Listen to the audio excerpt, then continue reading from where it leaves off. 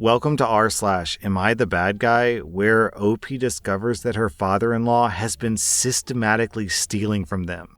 Am I the bad guy for asking my husband to file a police report against my deceased father-in-law? My husband is 30 and I'm a 27-year-old woman, and we're preparing to buy our first home. We both work full-time, making above minimum wage, but not enough that either of us can get a home with our single income. Yesterday, in a conversation with the bank, we were told that there are 4 collections accounts in my husband's name, all going back to 2018. Power, internet, and 2 credit cards. After a few hours, we were able to link each of these accounts to his father's previous address. The bill was just shy of $6,000. After multiple conversations with the bank, we've realized that the only way to clear this debt from causing issues to my husband's credit rating is to file a police report for fraud. His father died suddenly last September, and my husband doesn't want to tarnish his father's name and is afraid that his family will look down on him for doing this. He's on the fence of how this will look if it gets out.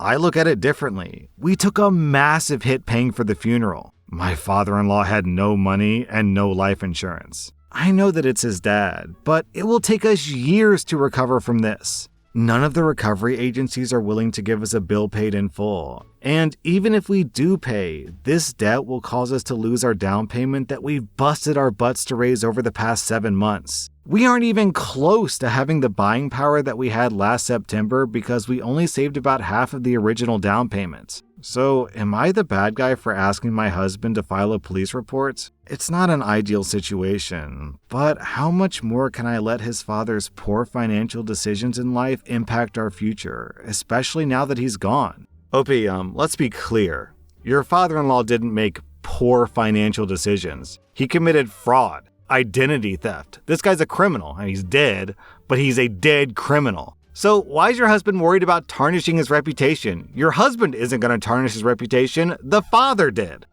By stealing and committing identity theft. OP, you get an easy 0 out of 5 bad guys here. I'm giving the father-in-law 3 out of 5 bad guys. Now, as it stands, I'm inclined to give the husband 0 out of 5 bad guys because I don't blame him necessarily for, grappling with this decision.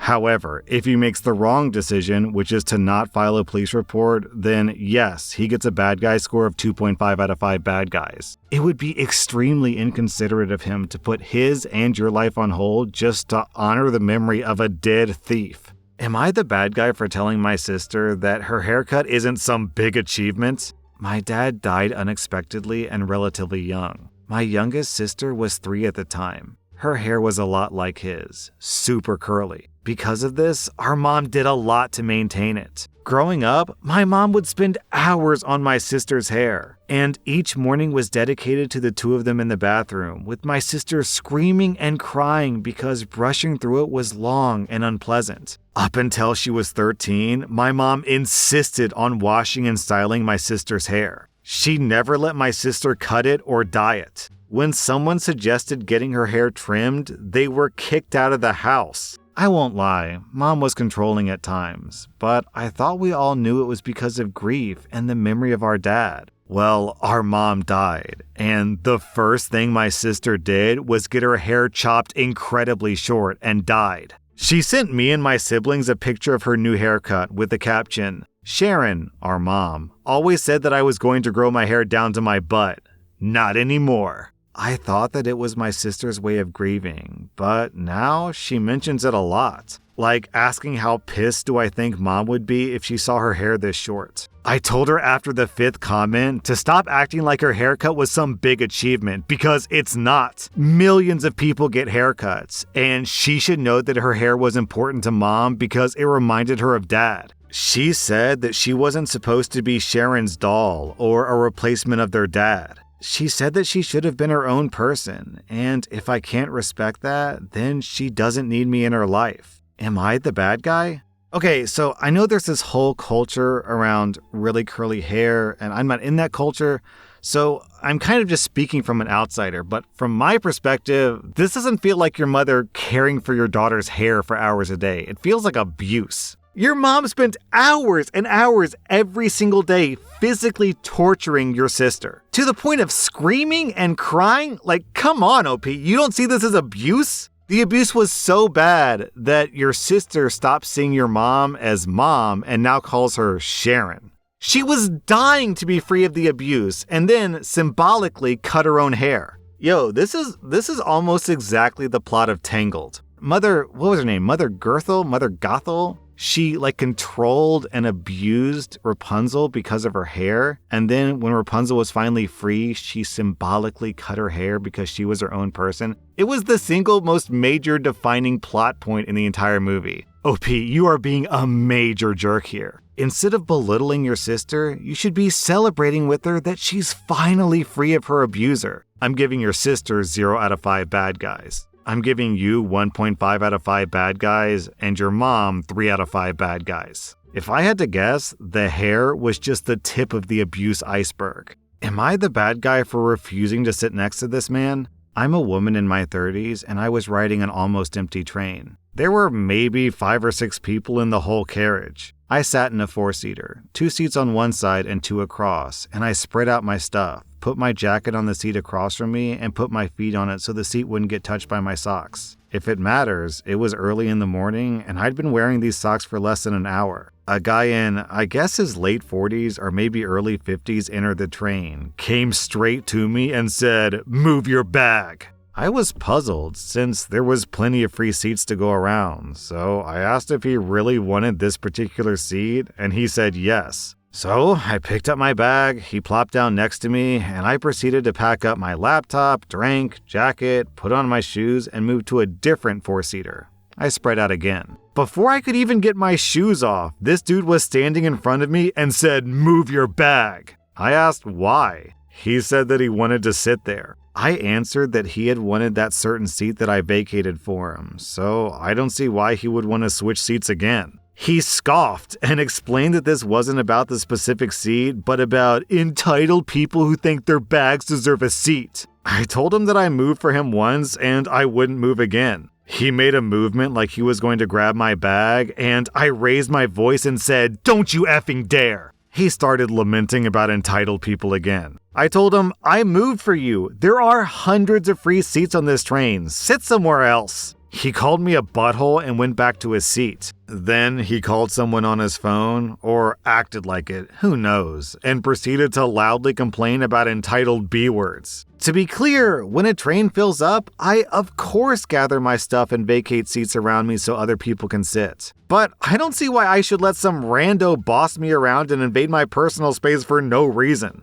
So I will agree with the guy that people who think that their bags deserve a seat on a bus or a train are super selfish. However, if the bus or the train is empty, who cares? If the bus was super full, I'd be on his side, but it's not, so I'm on your side. OP, I'm giving you 0 out of 5 bad guys. The guy in this story gets 1 out of 5 bad guys. It sounds like he got on this train specifically looking for a fight. Also, I have to wonder if he would have tried this stunt if you were a man, OP. Am I the bad guy for telling my sister that there's a reason her kids chose to live with their dad? I'm a 32-year-old woman, and I have a 14-year-old daughter, Jess. Her father, my husband, died in an accident when she was young, so it's been just the 2 of us for a long time.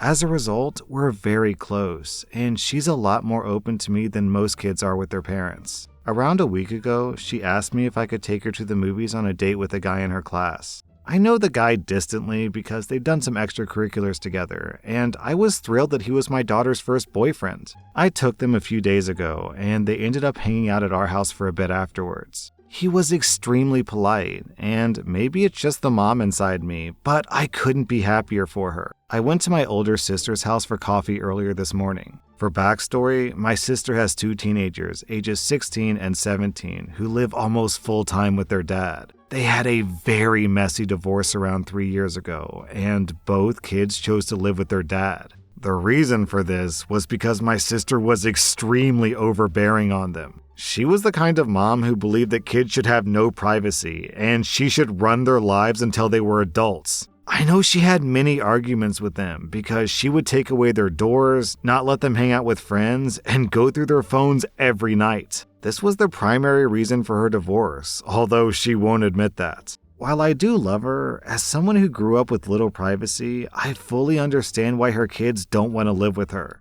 My daughter came up in conversation, and so I brought up her first date. When I explained how it went, my sister laughed and told me that I must be joking. When she realized I was serious, she told me I was a terrible mother for letting my daughter walk all over me and not setting boundaries. She ranted for a bit, but basically said that 14-year-olds are incapable of going out themselves and that I was being lazy and neglectful by allowing her to do that. She also said, I would never allow my kids to do that. So I replied by saying, that's exactly why your kids live with your dad. She got very quiet and then told me to leave. When I got home, I started thinking more about what I said, and while at the time I thought that I was simply telling her what she needed to hear, now I'm wondering if I crossed the line. Nah, OP, to put it simply, you're right. How much parenting advice can you really expect from someone who drove away the two kids who are supposed to love them? And yeah, your sister does sound like a nightmare to have as a mother. OP, you get 0 out of 5 bad guys. Your sister gets 2.5 out of 5 bad guys. Am I the bad guy for telling my sister that a comment she made is exactly why her marriage crashed and burned? My sister and I has been staying with my husband and I for the last week or so. We're all in our late 20s. She and her husband have initiated the divorce process, and she said that she doesn't want to stay alone right now, which I completely understand. It would be hard to go from living with a partner to a completely silent house. I opened our home to her before I found out why her marriage didn't work. Now that the two of us have had multiple conversations about it, I'm a little uncomfortable. There was no infidelity, there was no big scandal. What she told me is that her husband wasn't passionately hugging her enough. The things she's been saying have floored me. She says that without passionate hugging, the two of them were basically just like roommates. She said that she'd been pushing for him to get a hormone imbalance test done because while they were passionately hugging, it still wasn't enough. She said that he had begun resisting even normal touches from her because, from his perspective, all she thought about was passionate hugging, which apparently isn't true. But I'm not sure I can believe that. Overall, it just left me feeling sad for her ex, and the disrespect of saying that passionate hugging is the only thing that separates a partner from a roommate. Not even a friend. I've done my best to be supportive, but I can't relate to her thought process at all. If my partner told me tomorrow that he wasn't up for passionate hugging for the next few weeks, months, or longer, I would just take care of myself and respect that. I love him, and I want him to be the person I share life with forever. This all came to a head last night. My husband and I were having a typical lazy Saturday night, catching up on some shows and chatting while we lounged on the couch. His legs were in my lap, and I was kind of absent-mindedly massaging his feet and rubbing his ankles. This was an innocent gesture. My sister came in, saw me doing that, and made a joke along the lines of, "Oh, OP, I didn't know that you were into feet," or "I didn't know that you had a foot fetish." I don't know, the exact wording escapes me. I couldn't help but feel put off at her sexualizing this gesture. Intimacy can be sexual, but it doesn't have to be. I told her so, and then said, referring to her divorce, "You sexualizing every interaction is why you're in the situation you're in now." She called me a dick and left the room. I already know that it was a little harsh, but I'm unsure if it was tough love or too much. Am I the bad guy? Okay, the comments are a complete mix of not the bad guy, you're the bad guy, and everyone's a bad guy. Personally, I'm leaning towards everyone is the bad guy here. I'll read this reply from Important Salad. Everyone sucks here. It's weird that your sister made a comment that sexualized her brother. That's just strange. However, why did you have to bring her failed marriage into this? She confided in you, you didn't agree, and you threw it in her face. There are so many ways that you could have expressed your concern about her reasons for her divorce without attacking her. Yeah, that kind of aligns with what I'm thinking, so I'm giving OP 1 out of 5 bad guys, and the sister also 1 out of 5 bad guys. That was r/Am I the A, and if you like this content, check out my podcast where I publish the exact same episodes. Also, hit that subscribe button because I put out new Reddit videos every single day.